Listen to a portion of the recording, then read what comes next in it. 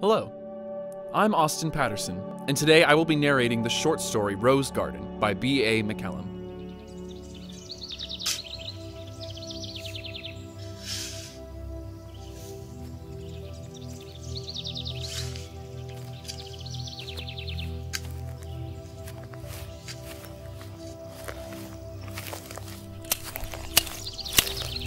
Hiya, Marjorie. The young woman called back over the garden fence. How are you feeling? Morning, Tracy. I don't feel too bad today. The pills help. I must be taking so many now, it's a wonder the pharmacy hasn't any left for anyone else. Marjorie paused, took off her gardening gloves, pushed her wispy gray hair out of her eyes, and wiped her forehead with a tissue from her pocket. Anyway, never mind about me. I'm just a grumpy old woman. How's young Tyrone? He was a bit peaky last week. It was just a cold. He's okay now, thanks. Tracy watched Marjorie for a few moments.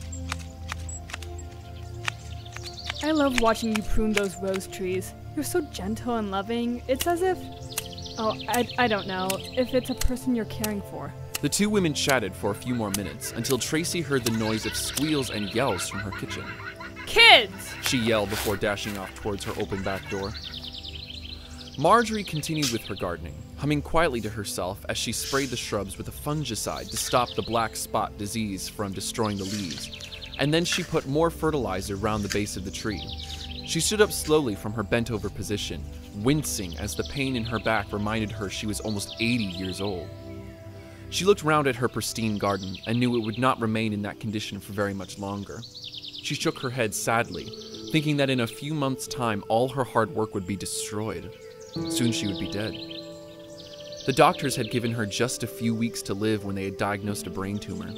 That had been 2 months ago, but Marjorie could feel death creeping up on her, tapping on her shoulder. She could feel it in her bones and in her body. She knew she would not be able to be on this earth for much longer. Was she glad or sorry to go? She wasn't sure. Her mind drifted back to the time when she and her husband had bought this house, a prefab bungalow just after the Second World War.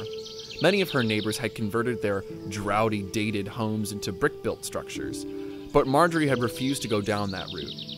She told her friends she liked it just the way it was and did not want anybody, however kindly it was meant, to come in and alter her house or garden in any way.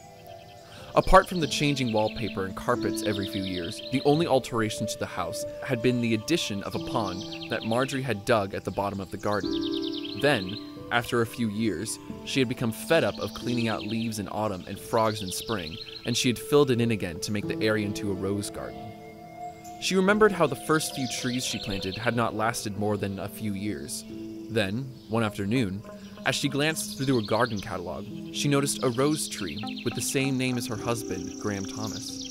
She had bought 5 of the trees from the local garden center and planted them with great care in her rose garden. With meticulous nurturing, these trees had lasted many years. Then she smiled as she recalled the day she and Graham had met at a dance to celebrate the end of the war. It was love at first sight. He had served in Burma, and when they had first married, his sleep was still given over to the nightmares of the sights and sounds of that time. Marjorie had been a land girl and worked long, hard hours on a farm. She was fit and strong from digging ditches, catching rats, and gathering in the crops. Marjorie's father had died when she was a child, but when Marjorie announced to her mother that she was getting married, she told her, begged her even, to wait a while, pleading with Marjorie to get to know Graham better before marrying him. She knew she had been a headstrong girl in those days, and thought she knew better than her mom. After all, what did her mom know? Parents were old. They didn't know what it was like to be in love. Without saying any more to her mother, she and Graham quickly and quietly became Mr. and Mrs. Thomas. 2 of their friends had been witnesses, and after a few days' honeymoon in Brighton, they moved into the newly built prefab bungalow on the estate of the edge of town.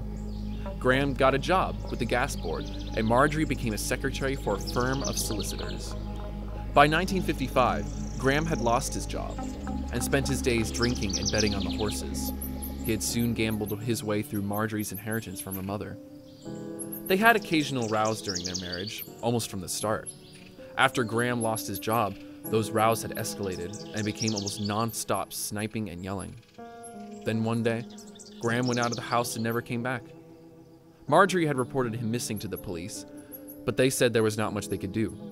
He was a grown man, and if he wanted to walk out and leave her in his home, there was not much they could do about it.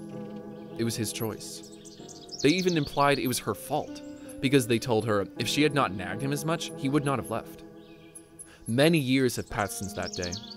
There have been no sightings of him, and the police quickly lost interest and moved on to more important matters. They had far more urgent cases to deal with than that of a married man who had left his wife. Graham had never been seen since. A few days after Marjorie had finished pruning her favorite Graham Thomas rose trees, the angels came for her. Her last thought was for the new people who were to bury her old bungalow. She hoped they would not be too upset when they found the skeleton of a man with a knife in his chest beneath the rose trees bearing his name.